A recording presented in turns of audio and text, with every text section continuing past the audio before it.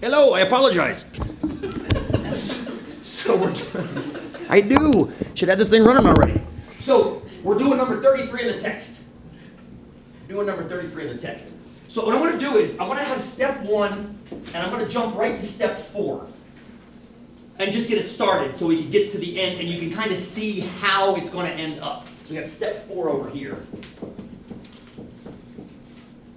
And I believe we're testing whether it either appears or does not appear. Let me make sure I got this right, Michael, because you have the book in front of you. It appears or does not appear that Nebraska's personal watercraft accident rate exceeds the U.S. the U.S. Is it personal watercraft rate or is it just boaty accidents? No, PWC. It's PWC rate. Exceeds the U.S.'s PWC rate. That's what the test will do for us. It'll give us the information needed to answer that question. Whether a circle appears or a circle does not appear.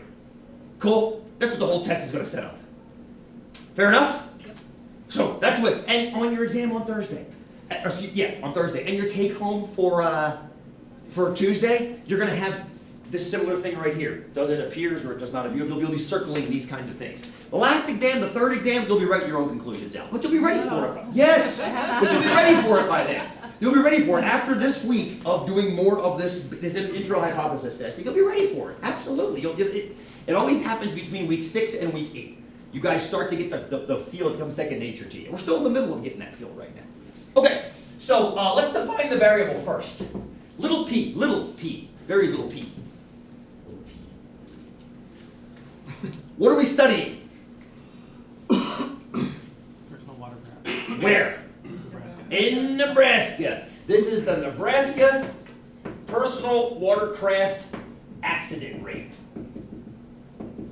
This is the Nebraska personal watercraft accident rate, which we do not know. We do not know. We do know the United States' personal watercraft accident rate.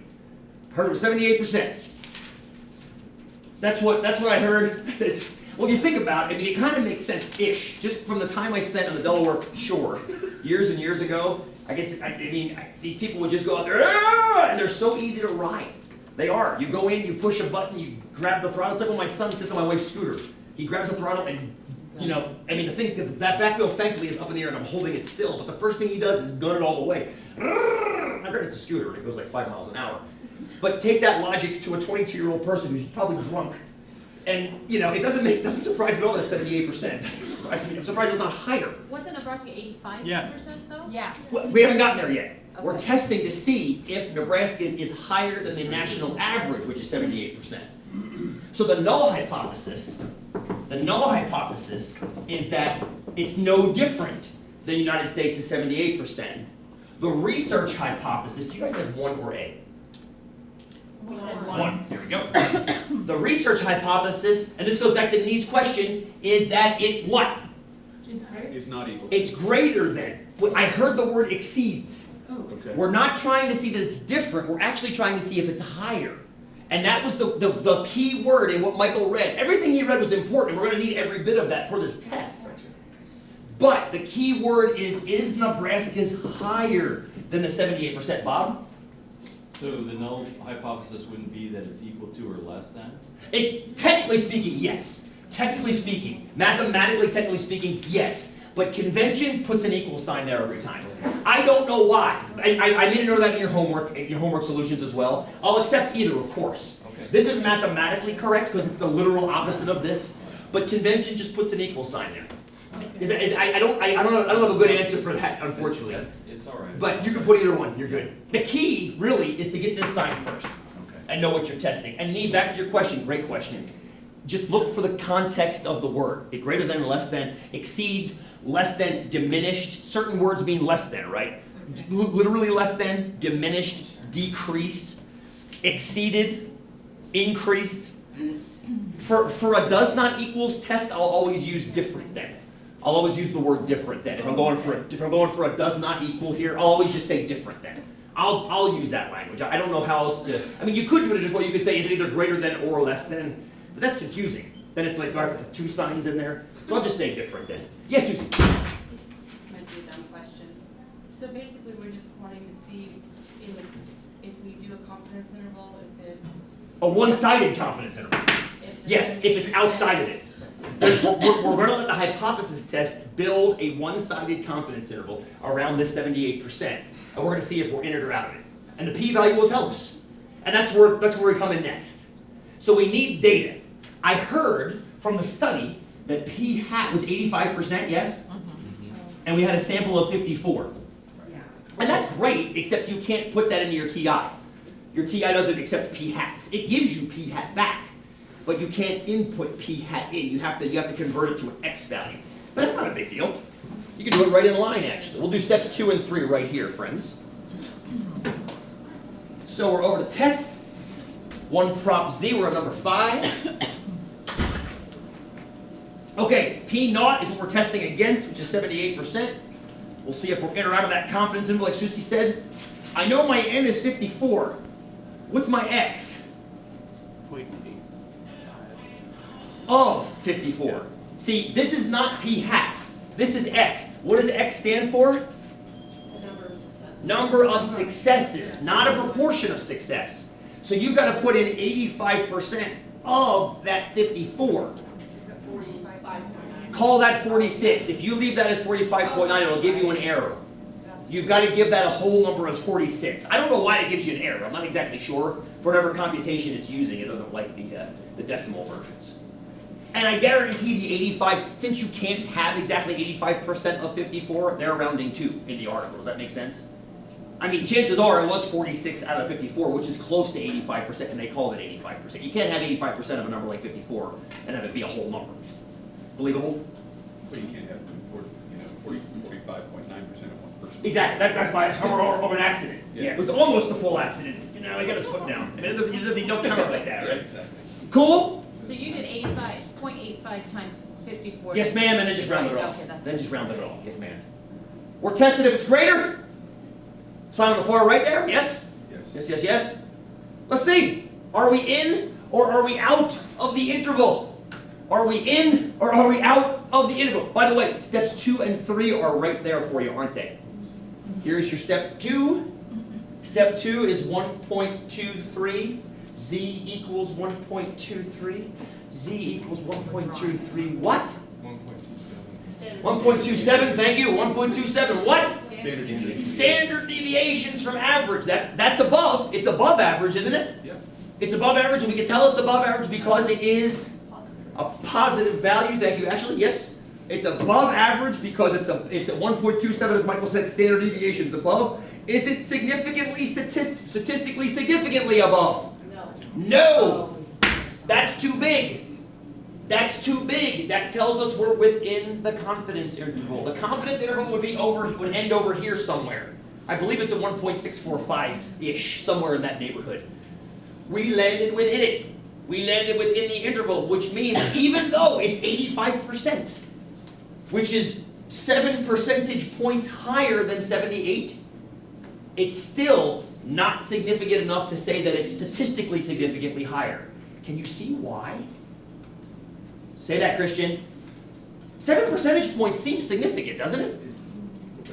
I mean, you think about a Gallup poll. A Gallup poll usually carries about a 3% margin of error, right? A 3% margin of error, these would actually be apart from each other. Even if you put 3%, I'm saying this, even if this has a margin of error. If 78% had a 3% margin of error, it'd be 78 plus 3, which is 81. If this had a 3% margin of error, 85 minus 3 is 82. 82 is still bigger than 81. So what gives? Let me see some hands on this. Why is this not statistically significant even though it's 7 percentage points higher? Think about the argument I just offered. Think about the argument I just offered, the 3% margin of error, and why I'm in error to say that.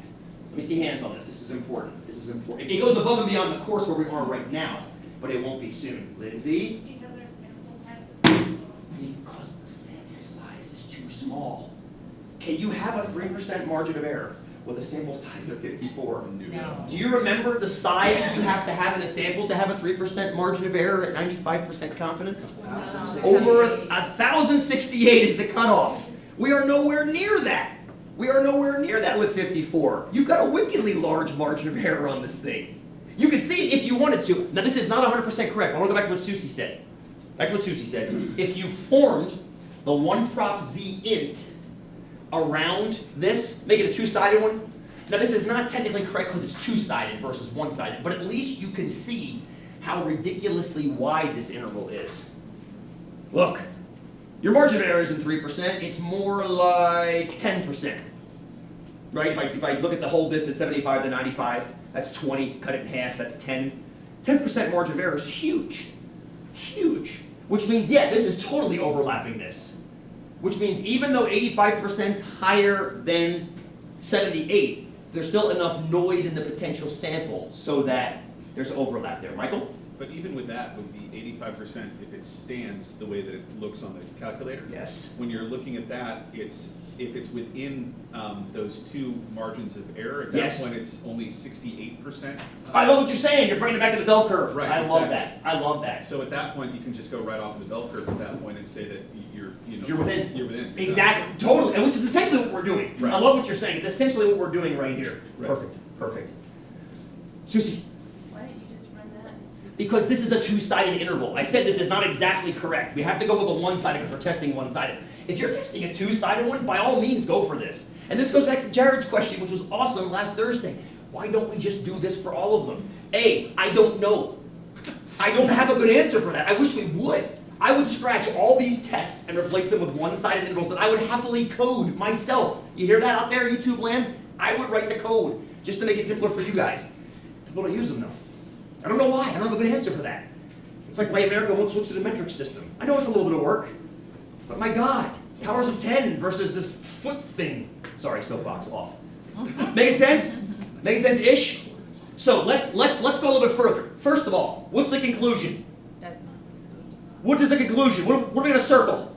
It does not appear that the personal watercraft rate in Nebraska, the personal watercraft rate accident rate in Nebraska is any higher than the United States. Does not appear. Could we be wrong? Yes. Of course we could be wrong. Let me get this back up here again. Of course we could be wrong. There we go. Here's our drawing. So we could be wrong for sure. How could we be wrong? It could be a false Is it a false positive or a negative, false isn't it? How could we be wrong? Why, if we're wrong? I'm just saying if. If we're wrong, how do we know it would be a false negative wrongness? If that's even a real word. Mary? Because we said it does not appear anything changed. So we are giving it a negative test result. And that's proper. You should do that. With a p-value that big, you should say nothing changed. But you could be wrong, and there could actually be another curve over here that has a higher accident rate that you missed. That's called a false negative, or a type 2 error. Type 2 error. What's the chance of it? Beta. Good answer. It's beta, and we don't know yet. We'll deal with calculating beta soon enough. Not for this exam, for the next exam, for sure. We'd have to actually, Ashley's looking at me, she's like, I don't like this, I don't know answer. She's correct in thinking that. But in order to be able to calculate, let me offer why. In order to be able to calculate it, we'd have to know where this random curve I just drew was. And that's somewhat arbitrary. So you have to start saying, okay, what if it's really up near 85%? What if it's at 84, 83, 86, 82? You'd have to actually do a variety of calculations on different research curves. That's why I don't want to get into it right now. One curve at a time for right now, that's okay. Okay, is that okay, my friend? Good. Bob? Wouldn't that go back to like saying that your sample size isn't big enough, and that if you really want to find out what that curve is, you got to keep going? This is why I wanted to revisit this question. We've now answered it as far as we're going to answer it as the textbook asked us to do, and as far as my template asked you to do, correct? So, the type 2 error, we said the personal watercraft does not appear to have gone up when in fact it might have. That'll be the contextual type 2 error for us.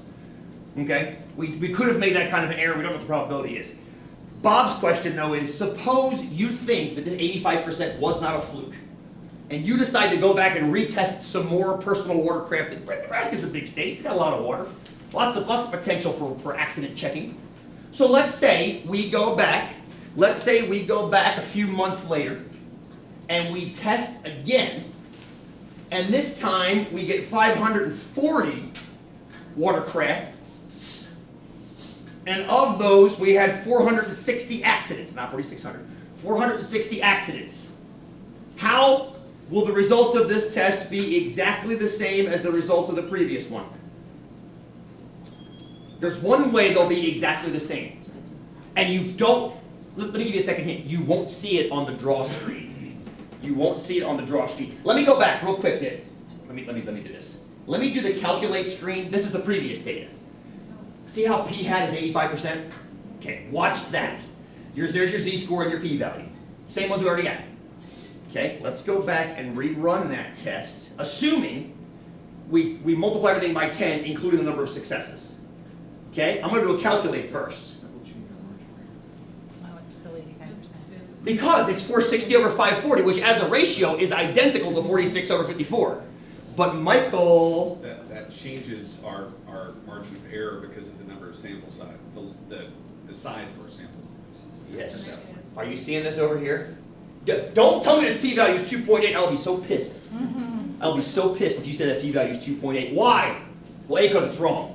But B, what could a p-value never be bigger than? 0. Well, it can't be smaller than 0 or bigger than 1. It's a probability. It can't be 2.8. That doesn't make any sense. But it can be 2.8 times 10 to the negative fifth, which is 0.00003, which is small, which is, if we draw that, there it is, and all of a sudden, we are not 1.27 standard deviations away, we are 4 standard deviations away. Why are we this many standard deviations away now when we weren't before?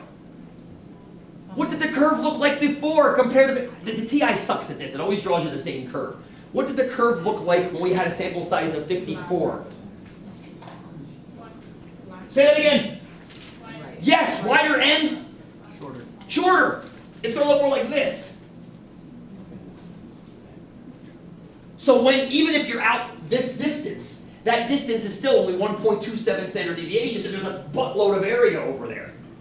Now, with a larger sample size, it pulls it in. The test statistic doesn't change.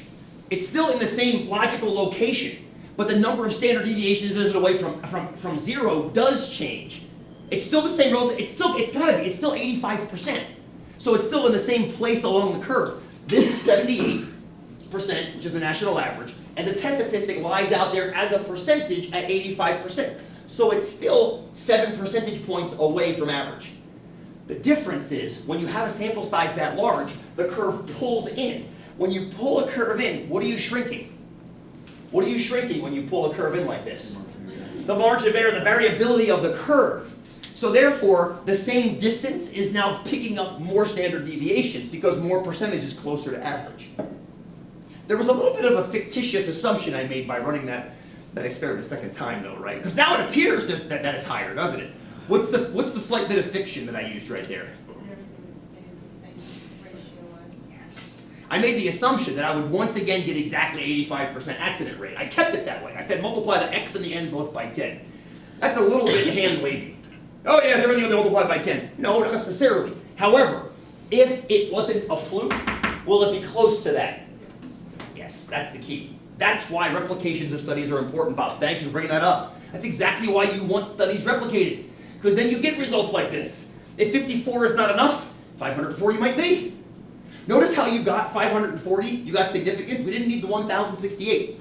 We didn't need the 1,068 because whatever margin of error we got was wider than 1,068, but it wasn't so wide that it included that statistical significance. Does that make sense? I fear that I over-answered the question, Nee. All you asked was, how do you find a sign? Hopefully the over-answer was okay, though. There's a lot going on here, friend. That's why the take-home part of your exam is one problem. It's one problem where you come at it one way. It's very similar to this, honestly. Except I don't fictitiously increase the sample size. We use the data we already have. But you come at it 2 different ways, which happens in research. Research, you don't have 30 homework questions that you go through really quickly. You have one data set, you analyze, what is this telling us? Is this telling us anything? Maybe it's telling us this. Oh crap, it's not telling us this. Maybe it's telling us the opposite of that. That's research. That's what you do in research. What some of you guys will be doing before too long. How many of you guys graduating in June? Yes! Hell yeah, I'm going to yell your name at graduation. Get ready to be embarrassed.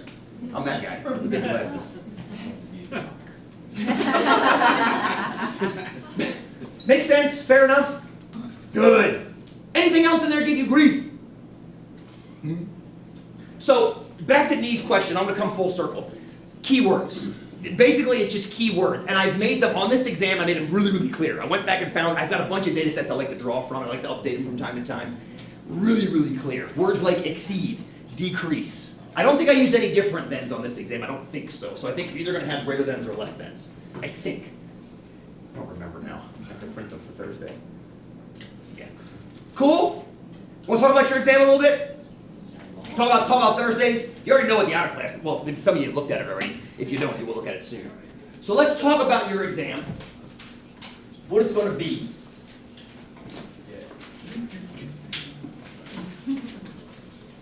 Okay, it's only over 2 sections. I think your first exam was 2. Actually, it was on 3. No, it was on 2. This will work out great. So it's on intro to hypothesis testing, and then single proportion hypothesis testing. That's it. We're going to get into single mean testing today, probably after the break, maybe starting right before the break. But this is all going to be on the exam on Thursday, and that's all that's in your take-home exam for next week. Everything else will be on the exam, the 3rd exam. And we're going to start picking up about a test a day between now and week 10. And the way I like to have the course end up the last day of class, we just do a great big review where I basically give you a bunch of data sets, and you have to kind of weed through them and figure out what to do with them. Like I want to ask you to test things like, did it exceed? Did it change? Did it decrease? Was this affected? And you'll go in and look and see what yes and no's and stuff. But now that we're kind of getting the feel, and I can tell by the conversation you guys are having, we're getting the feel of what these small p-values mean, or conversely what the big ones mean, so we can start picking up tests more rapidly. Because all it becomes is it's a matter of how to take the data and crunch it into a test statistic. The test statistic is always going to fall as a number of standard deviations, always. It's just a matter of how to sausage grind it in. Is it bratwurst? Is it American sausage? Is it Spam? Yummy. Is it? I know. Oh no, not Spam. Okay, so I just discovered Spam recently as a 20-year vegetarian. Oh like, my God! Why did I not eat this for 20 years? Anyway, sorry, YouTube. Let's look at this first, because we just got done looking at a question like that. The question we just did was perfect practice, honestly. The first question on your take-home exam, perfect practice. Honestly, it's going to be a templatized hypothesis test. Actually, I think I have 2 of them. 2 templatized hypothesis tests. So, now a block of text, like the one Michael read to us today, with a research question involved. You have to fill in the null and the research hypotheses. Give me the test statistic. Give me the p-value. Identify both kinds of errors by circling them. When you look at the homework, the answers in the homework, it's going to look just like that template. When I say templatized, I mean like I did in the homework, where you actually fill in the blanks and circle the correct things. Circle the correct conclusion like we did today. Very, very templatized. I want it that way for this exam. I don't want this exam to be anything except those. I started doing the templates about a year ago, and I saw a vast difference in performance on the 3rd exam. A vast improvement. Difference could be got worse.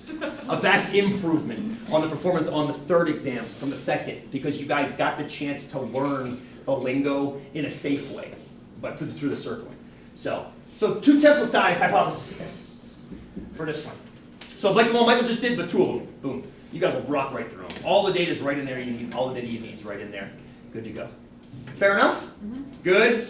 And as far as this one goes, it's just Zoe, go ahead. Just really quick. So then, are you giving us step 4, and then we have? You just circle appears or does not appear. That's it. Just like we did today.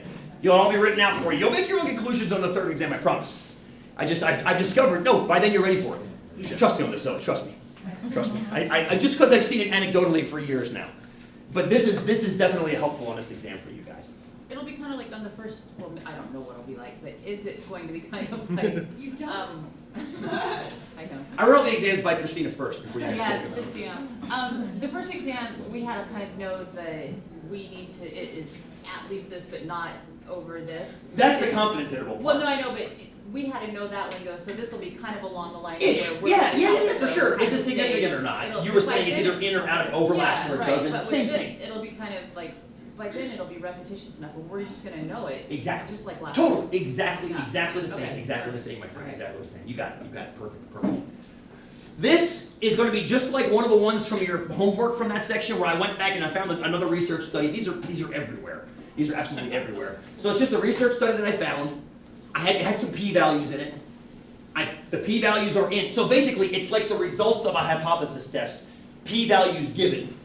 And you just have to interpret, what was the probability that blah, blah, blah, given blah, blah, blah? Well, it's the first p-value. What is the probability of blah, blah, blah, given blah, blah, blah? Well, it's the other p-value. Does it appear that blah, blah is affecting? Yes or no? Circle. What type of error could you make? Type 1 or type 2? It's exactly the same as the homework fill-ins for that one as well. Exactly the same. There's